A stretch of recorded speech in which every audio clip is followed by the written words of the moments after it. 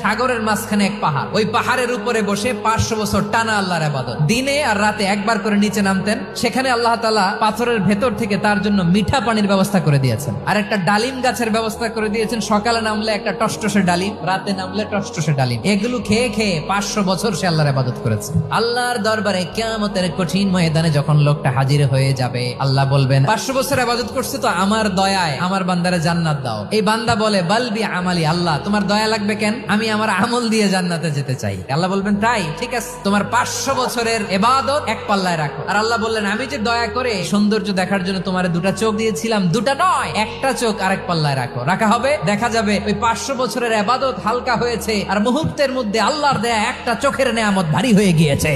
ফলাফল দেখো, হিসাব বলে তুমি এখন জাহান্নামে যাবা, যাও এবার জাহান্নামে যাও। এবার লোকটা কাচুমাচু করে বলে আল্লাহ এবার আমি বুঝতে পেরেছি তোমার দয়া ছাড়া দুনিয়ায় কেউ জান্নাতে যেতে পারবে না।